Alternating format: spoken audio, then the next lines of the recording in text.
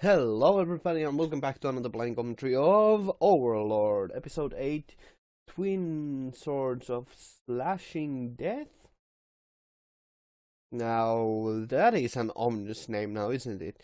It's going to be interesting to see. Yes, I always thought it's going to be interesting to see. Yeah, it's going to be really interesting to see whether we actually get to see the villain and the Ainz actually clash in this episode. That would be rather interesting. I would really like to see Ainz push to his limit and see more of the tactical side of the combat once again. That would be really interesting to see.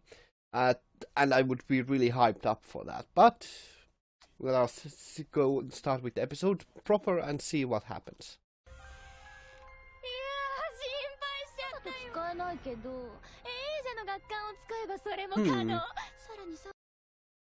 Since apparently 7th tier magic is already very powerful and it's pretty apparent that she cannot cast that kind of spell, it's pretty obvious that she's far weaker than Ainz, who can easily cast 9th level spells without a problem.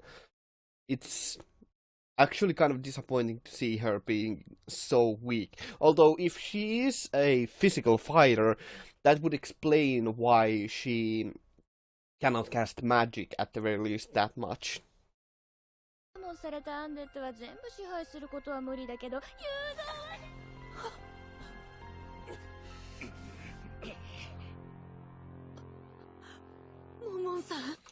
It's actually pretty good to see them to see that the main characters, not the main character Ainz, but rather that the side characters are actually being kind of threatened. This allows us to actually still have some tension in the episode, even though we know that Ainz would be really not in any kind of danger here. But with the side characters, it allows us to actually feel some tension, and it's obviously going to be a slaughter from here on out. So yeah, it's going to be pretty brutal to see what happens.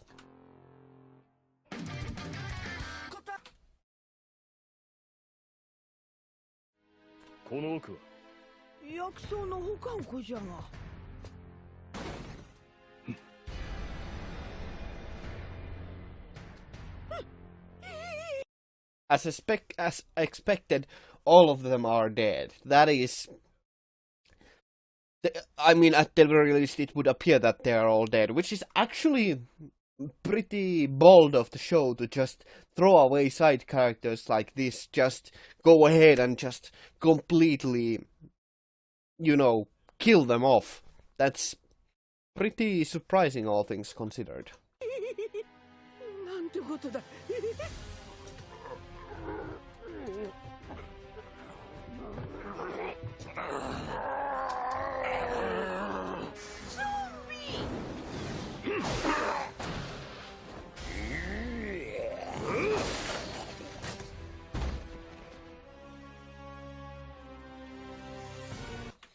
I wonder if Ainz could actually now, since they have been turned undead, it's going to be pretty difficult for Ainz to actually resurrect them. That would be... I wonder if he can actually resurrect them at this point, since I think the undead since they are undead, that probably has created quite a bit of problem there.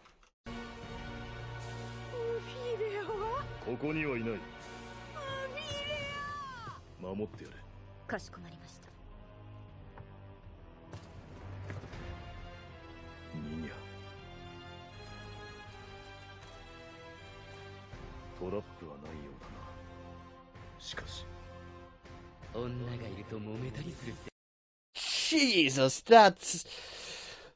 As I was talking about in one of the earlier episodes, the show actually doesn't shy away from brutality at all, which is more apparent than ever right now. Just looking at the wounds right like that, that's pretty goddamn brutal.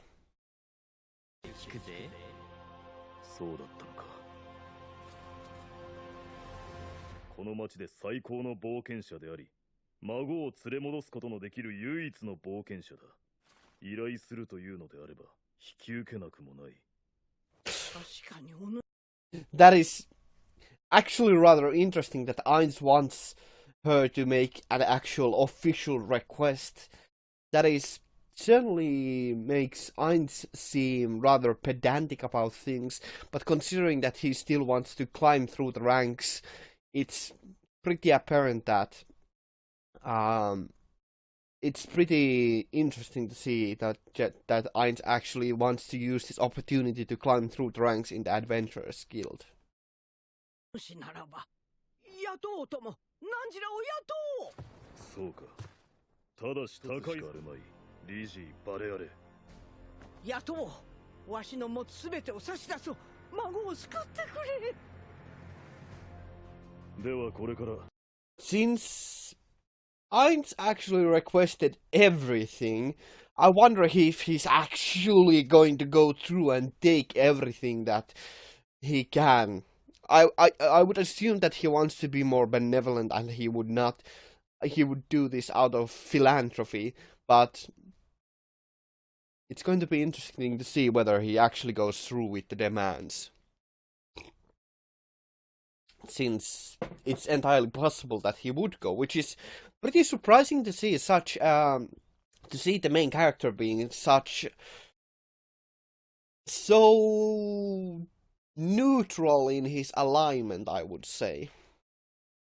ンフィーレアの居場所を探る。どうされるのですか。今回に限っては簡単だ。私の方から連絡を取る。かしこまりました。では、その際はアルベド様にお願いいたします。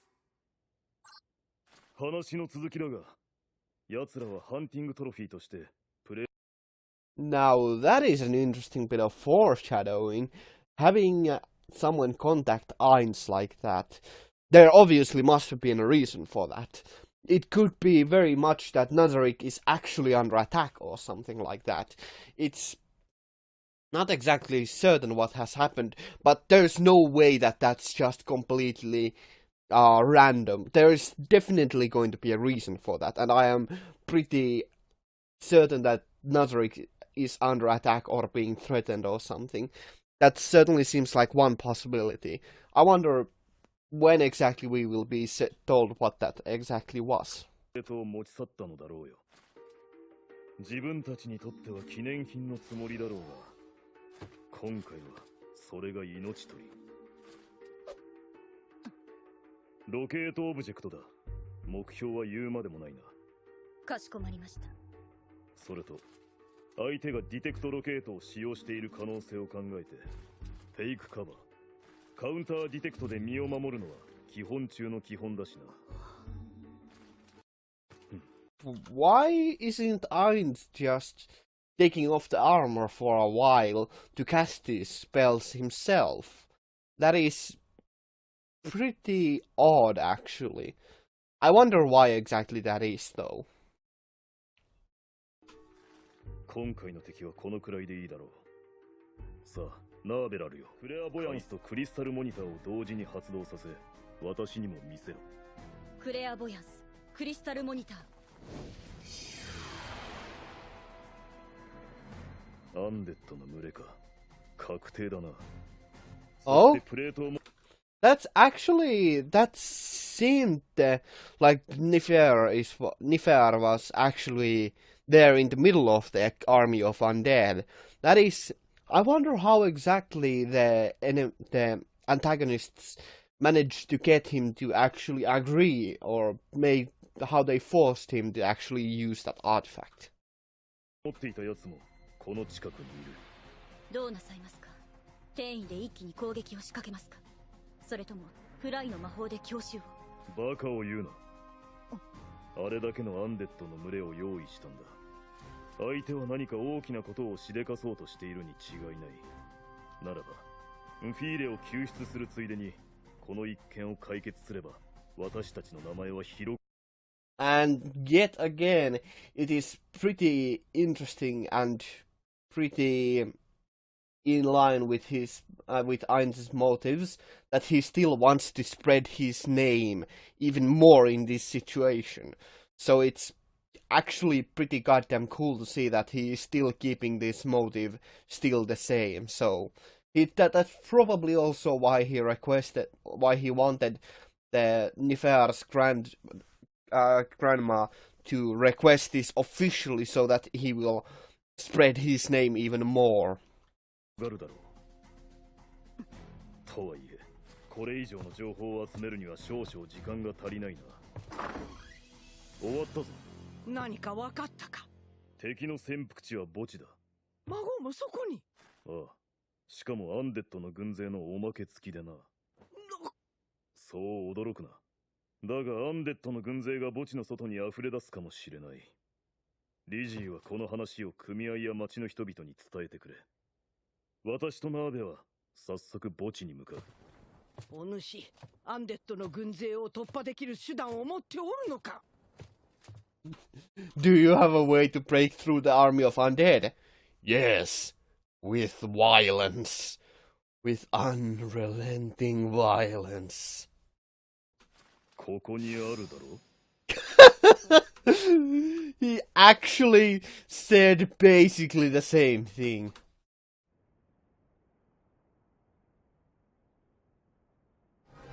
アンデッドの大軍、しかも100とか200じゃ済まないぞ。1000はいるのか。底辺駐屯地に知らせろ。救援が。1,000 undead. This will be quite interesting to see if Ainz himself will actually take care of completely just 1,000 undead. That would be quite a display of power now, wouldn't it? It's going to be interesting to see whether that actually happens. 来るまで何としても持ちこたえるんだ。ナーベ、ケンを。お前たち、後ろを見ろ。What the hell was that? What kind of creature is that exactly? This is going to be really cool to see.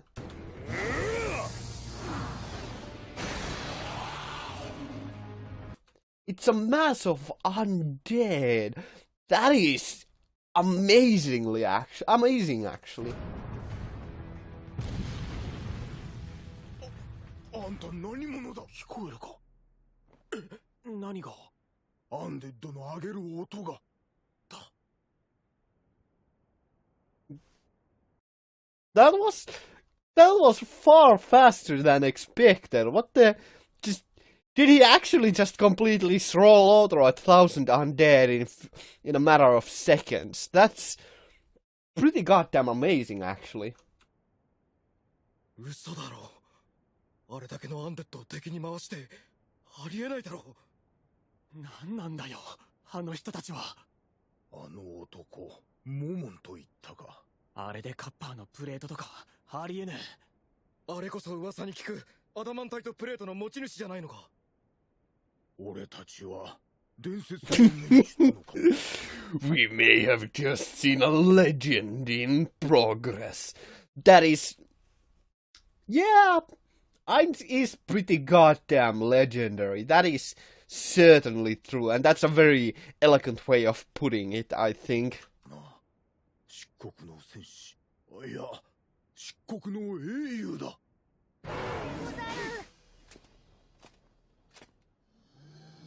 しかし、これではいつまで経っても先に進めんだ。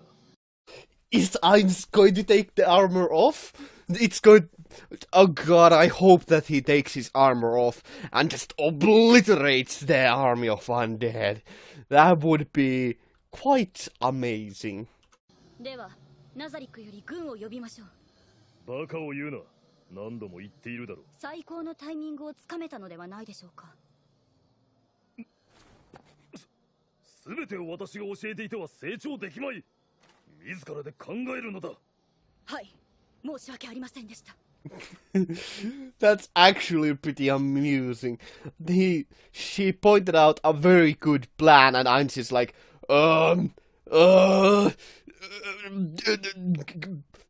stupid woman, just, that's amusing. とはいえ、時間も押し迫っていることだ。仕方がない。道を切り開くためにこちらも動こう。突武器を持った奴がいるはずだが、伏せておくつもりか？それとも私たちが怖くて隠れているのか？ It's going to be rather interesting if we actually get to go against a woman antagonist. I wonder if that's going to happen in this episode or whether they are just going to talk until the end of the episode. This is all quite exciting, I must say. お主。いやー、バレバレみたいでさ、隠れててもしょうがないじゃん。この女が。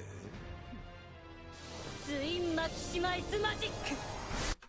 Oh, we get to see more spells. This is going to be rather exciting now, isn't it?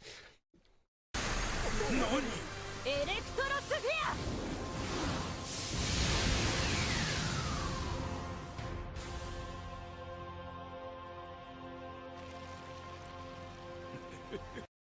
Well, that was amusing.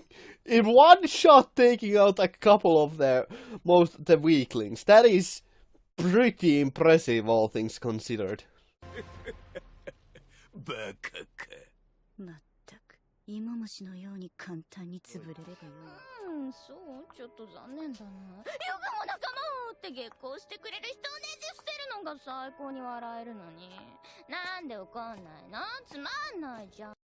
It's actually rather impressive that Ainz can be so detached very much until just completely detached from normal situations. Even though he has mentioned that he still has emotions, he is actually being very rational. Wow, I'm just repeating myself. I need to make new observations, but it's impressive that he can be so detached and that he has one singular purpose, and that is driving him forward. And that is to spread his name. 実は仲間じゃなかった？私だって時と場合によってはお前と似た。